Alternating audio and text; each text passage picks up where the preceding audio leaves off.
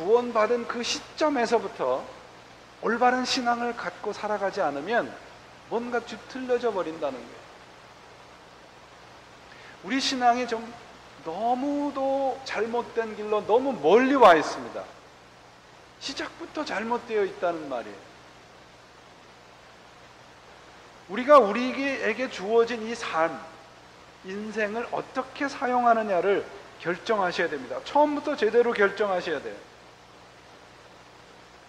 그렇다면 자유로운 사람은 뭔가? 그리스도 안에서의 자유인은 내 중심적인 생각, 내 중심적인 사고, 내 중심적인 생각에서 벗어나는 것을 말합니다. 우리 인간의 중심은 내가 신이잖아요. 내 중심적이지 않습니까?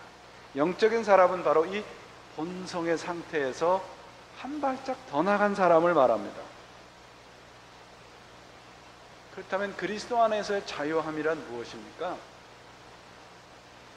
이타적인 사람으로 변화되는 거예요. 상대방을 사랑할 줄 아는 사람으로 변화되는 겁니다. 자신만을 위해서 사는 사람을 자유로운 사람이라고 성경은 말하지 않습니다. 그리스도 안에서 사는 자유란 그러면 무엇인가? 저는 두 가지를 여러분들에게 말씀드리려고 합니다. 첫째, 순종입니다. 우리들에게 주어진 인생, 삶은 무엇입니까? 우리가 하나님께 마음껏 순종할 수 있는 기회입니다. 우리가 하나님을 만날 수 없었던 존재잖아요. 하나님을 아버지라고 부를 수 없었던 존재잖아요. 그런데 우리가 하나님을 아버지라고 부르면서 그분을 마음껏 순종하며 그분을 마음껏 섬길 수 있는 기회가 뭐예요? 자유. 순종은 곧 자유입니다. 잘 이해가 안 되실까 봐 제가 한 시를 읽어드릴게요. 한용운이라는 여러분 잘 아는 그 스님이죠. 스님이면서 시인인데 이분이 쓴 시 중에 복종이라는 시가 있어요. 남들은 자유를 사랑한다지만 나는 복종을 좋아합니다. 자유를 모르는 것은 아니지만 당신에게는 복종만 하고 싶어요. 복종하고 싶은데 복종하는 것은 아름다운 자유보다도 달콤합니다. 그것이 나의 행복입니다. 그러나 당신이 나더러 다른 사람을 복종하라면 그것만은 복종할 수 없습니다. 다른 사람을 복종하려면 당신에게 복종할 수 없는 까닭입니다. 이 시인이 말하는 당신은 누굽니까? 이 시인이 믿는 거죠. 여러분은 누구에게 복종하고 순종하시겠어요?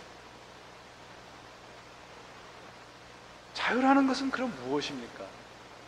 기회예요.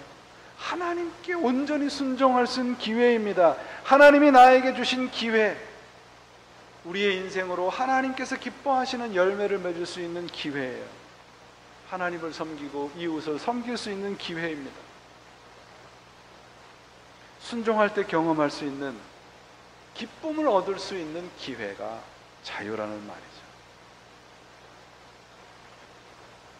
구원의 기쁨은 세상적이지 않습니다.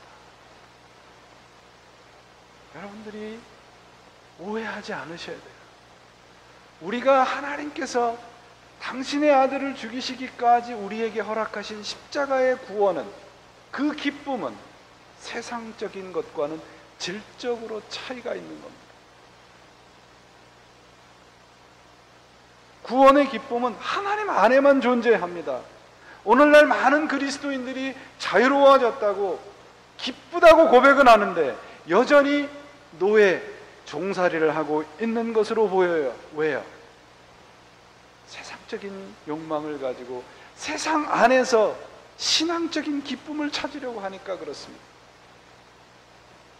내 욕망을 버리지 못하고 하나님께 온전히 순종하지 않고 자유만을 외치니까 입은 자유로운데 몸과 영혼은 여전히 종살이를 하는 거예요.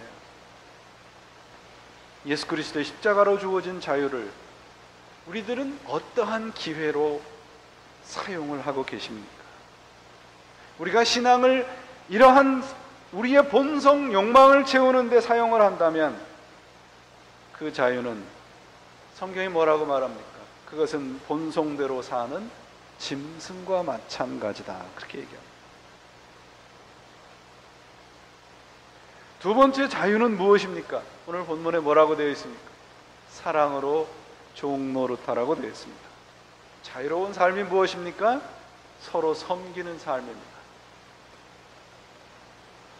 섬긴다 그러면 우리가 너무 어렵게 생각을 하시는 것 같아요. 여러분, 복음이라고 하는 게 무엇인가요? 복음이 여러분 직장을 다니시는데 월급이 조금 오른 게 복음인가요? 그것도 복음은 복음이겠죠. 지위가 조금 올라간 것이 복음인가요? 복음이라고 하는 것이 무엇입니까? 하나님이 우리 자리로 내려와 주신 거잖아요. 하나님이 우리 죄인의 자리에 내려와 주시지 않는 거예요. 이게 섬기는 거예요. 상대방의 입장에 서주는 거죠. 나만을 주장하지 않고 내 것만을 주장하지 않는 겁니다. 하나님이 우리에게 주신 자유는 무엇입니까? 내 인생 그 기간 동안 상대방의 입장에 설 수 있는, 섬길 수 있는 기회를 주신 거예요. 그것이 참으로 자유로운 인생입니다. 그렇지 않은 인생은 뭐라고 말을 합니까? 서로 물고 뜯다가 아웅다웅 하다가 서로 공멸하는 거예요. 인터넷에 보니까요, 별별 글이 다 있더라고요. 비참하게 되는 방법이 있답니다. 가르쳐 드릴게요. 늘 나만 생각해라. 나 자신만을 위해서만 이야기해라. 나라는 단어를 가능한 자주 사용해라.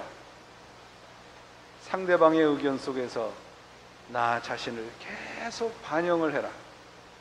아무도 믿지 말고 나 자신만 믿어라. 내가 베풀어준 봉사는 결코 잊지 말라. 가능한 한 의무를 회피하라.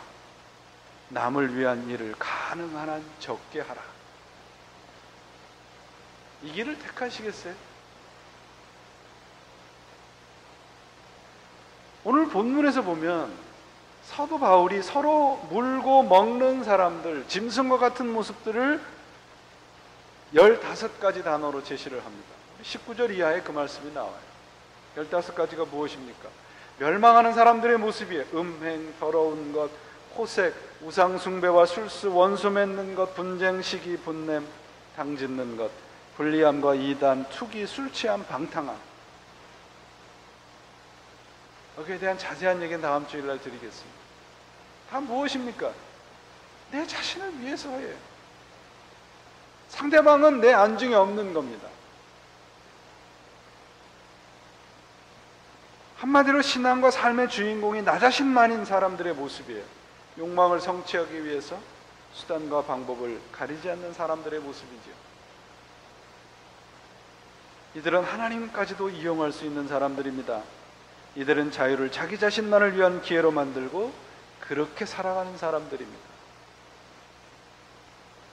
그렇다면 섬기는 삶, 참으로 자유로운 삶은 어떤 사람인가? 어떤 삶을 사는 사람들인가?